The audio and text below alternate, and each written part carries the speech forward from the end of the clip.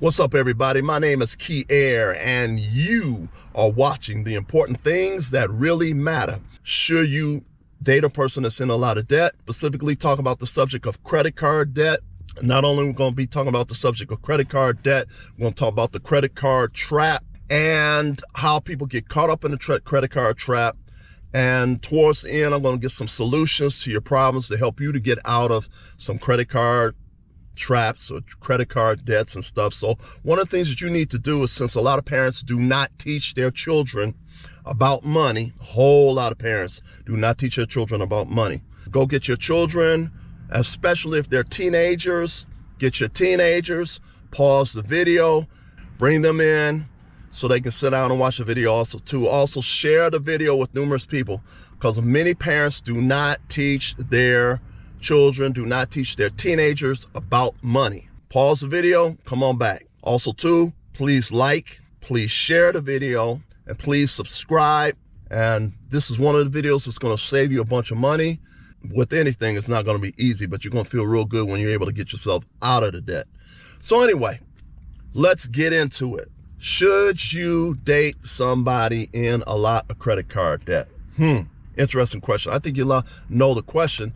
There's nothing wrong with necessarily dating somebody that's in credit card debt, because most times you're not even going to know if the person's in credit card debt or not.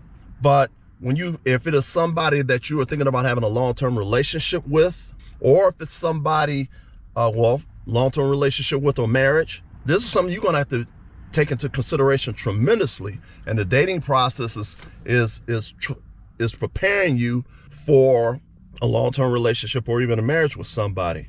And this is some information that you need to know, is how much credit card debt that they're in. Well, first of all, how do people get caught up in credit card debt to begin with? Some of the reasons, or some of the ways in which people get caught up in the credit card debt or credit card trap, is as soon as people turn around about 18 years old, the credit card companies just send credit card applications out left and right. If you're 18 years old, do not be surprised if you go into the mail this week and here's an application for a credit card, and you go into the mail the next week and there's an application for a credit card, and you'll get credit card applications on a regular basis. Not only will you get credit card applications on a regular basis, the people who they really and truly hit really, really hard is the colleges and the universities. And I don't have no proof, but I truly believe that a lot of colleges and universities be letting the credit card companies know the students that they have at their college or university. Because when I was going to a university I went to, I was getting credit card applications left and right. It seemed like almost every week I was getting a credit card application. And so this is the start of how you get caught up into this credit card trap. And the trap can be so brutal that you may get so far in credit card debt that you may not even be able to get out of it. So we're going to go into this. So part of the trap is they keep sending you these credit cards every week, every other week.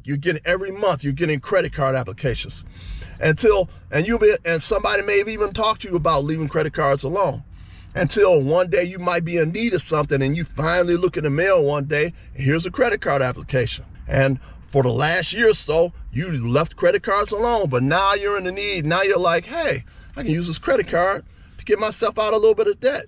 It's a trap. It's a trap. It's a trap. So you open it up and you decide, okay, you're going to get a credit card.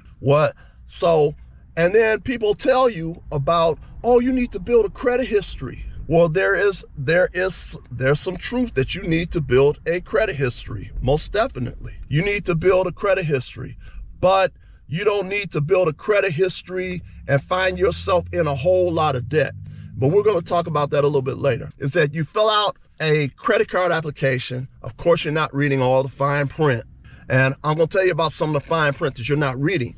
Number one, that you may not see clearly that they're going to charge you a late fee of $25 or $35 every time you're late on your credit card. If you pay it a little bit late, they're going to charge you a $25 or $35, more like $35 late fee, and it may have even went up since the time I had a credit card. I don't have a credit card right now, and that's on purpose. But anyway, So if you pay that, if something happens, you send your credit card application, your payment in for that month, they're going to have a minimum monthly payment that you're going to have to pay per month. And if you send that in, if something happens in the mail system or so, and they get it, it gets to the credit card company, it gets to them late, or even if you sent it late and it gets to them late, your next bill that you get for the next month, they're going to be hitting you with a $35 late fee. Not only is there a little $35 late fee, which you may not have even known about until after you get hit with the late fee, they always start out saying, yes, we have a low monthly interest rate, and an interest rate may be 3 or 4%. Well, that's part of the trap. 3 or 4%, 8%. This is part of the trap. You're like, wow, this is a low interest rate. Well, see, what you didn't read in the fine print, you know, that fine print, which is so small that you need to have an electron microscope to be able to read what it is. Well, in that really, really small print, you're going to find out that that low interest rate that you got in the beginning, if you're late 2 or 3 times, that interest rate can go from 2, 3, 4, 8% to 20%, 18%, 25%, 28%. How do I know that? That happened to me personally from personal experience. I had a credit card, got a little bit behind, or, you know, things be going on in your life. You might send stuff in late, and I get hit with a $35 late fee. One day, I happened to look at my credit card statement. When I looked at my credit card statement, the credit card statement has stated my interest rate was 28%. Let me say that again. 28%. Let me say that again. 28%. You might as well say 30%. I didn't even know that it was even legal that a credit card company can charge you 28%. I didn't even know if it was even legal for that to even happen. Because you know, you ever heard of what they call loan sharks? The loan sharks are people that's out in the community that charges 25% interest. So they always would say a quarter on the dollar. Well, I didn't even think banking institutions or credit card institutions would even be able to charge you 28%. Well, it did on my credit card. And my goal and objective at that particular point in time was do anything and everything that I need to do to pay this credit card up, chop it off, and don't even do no more business with that particular credit card company. So I talked about 2 things, how they grab you. Number 1, they grab you with your age. They grab you, especially if you're in a college or university, sending you credit cards all the time in the mail. They hit you with late $35 late fees, and they might even be more than $35. They hit you with not only the late fees, the low interest rate, which jumps up to a high interest rate. Now, if you knew that they were going to charge you a high interest rate, you wouldn't have got the credit card to begin with. And if I knew that that was written in the real small fine print for the credit card, I wouldn't have got the credit card myself either. I was completely shocked when I looked at the statement and said that I will now be paying 28% interest on what I owed them. And I made the mistake of running my credit card up to $2,000. I was messed up. I was real messed up because I'm like, $2,000? Oh, 28% interest? Oh, it was horrible. It was absolutely horrible. And then I found out that there were people that were in more credit card debt than I was in. So anyway, can you imagine paying almost 30% interest on $2,000? And so my goal and objective, once I seen that credit card statement, my goal and objective was to pay that card off as fast as possible and to cut that card off and leave it alone. And so this is the trap which you can find yourself in. And the trap, I would estimate that probably 90% of the people in the United States is caught up in some type of credit card trap. I mean, real serious. I got caught up in it, and I'm not the type of person be running to the mall every weekend or running to the mall every time I get a check. And there are some parents who have taught their children about credit cards, or some parents who have taught their children about money. And those people who understand money, some of those people have still gotten caught into the credit card trap. So anyway, these are things that you need to know, and these are things that your teenagers need to know so that they don't get caught up into it. And now what is happening with the credit cards is this. So you got to build a credit history. And so what some people were doing, they will get a credit card and they'll just pay the balance off every month. Or there may be some times that they may not have used a credit card. Well, what some credit card companies would do, they're like, oh, okay, since people are doing this now, we're going to charge you even if you don't use your credit card. Did you hear what I said? Some credit card companies will charge you even if you do not use your credit card.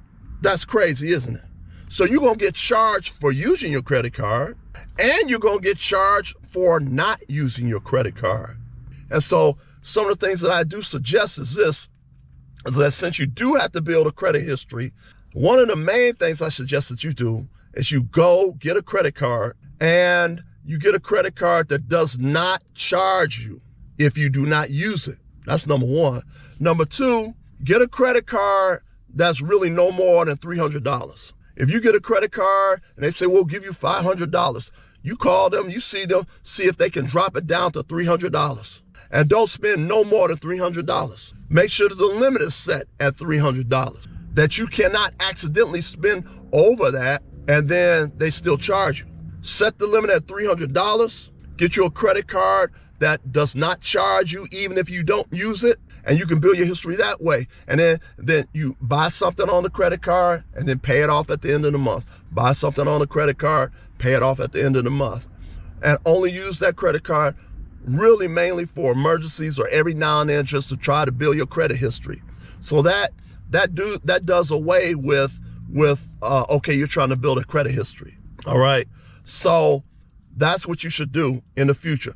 I personally feel that you should not have no more than one credit card, and it should be set at the limit. And I would say the limit is at least $300, and that's it. What is the result of being with somebody who is in a lot of credit card debt? Part of the result of being with somebody who is in a lot of credit card debt is that other person, especially if it's somebody that you're in a long-term relationship with, that person may look at you to help them to pay their credit card debt off. As I was dating different people, one lady was in $30,000 of credit card debt.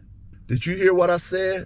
$30,000 in credit card debt. When I found out about she was in $30,000 worth of credit card debt, I told her, I said, hey, if you and I get married, you're going to pay this $30,000 down to $10,000.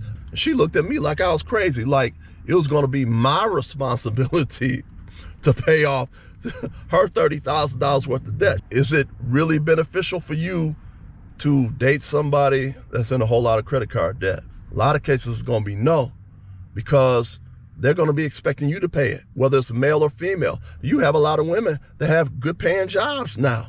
So you might, ladies, you might run into a guy that's in a lot of credit card debt. And he might want you, especially if it's a long-term relationship, he might want you to help him pay down his credit card debt. There was another person I dated that was in $50,000 worth of debt. I said $50,000 worth of debt. Now, the person that was in $50,000 worth of debt had been married, and she had told me that she had went bankrupt. When she went bankrupt, she went through a bankruptcy, which eliminated the $50,000 in credit card debt.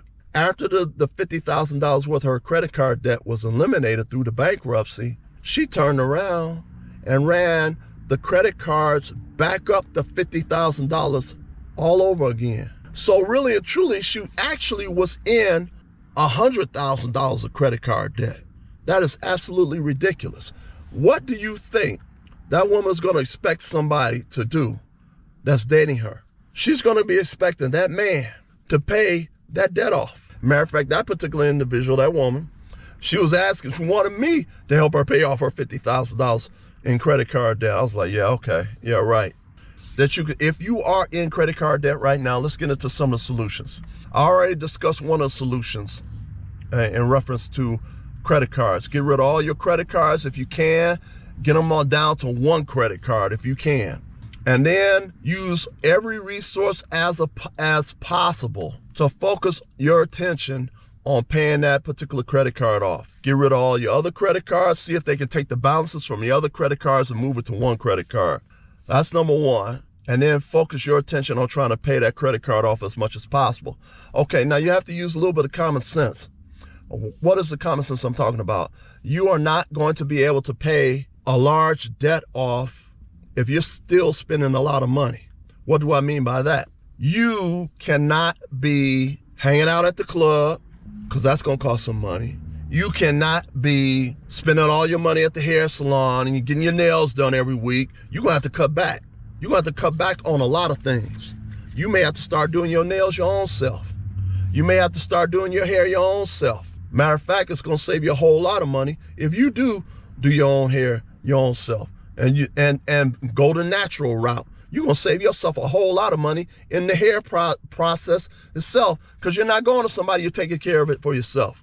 Go natural. Most men want women who are natural anyway. So anyway, most men do. Most men don't want a woman with 3 inches of makeup on their face.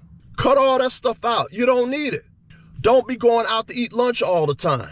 You don't need it. Start cooking your food. Men and women, if you're trying to get yourself out of debt, you can't be going out every day eating lunch, paying for lunch.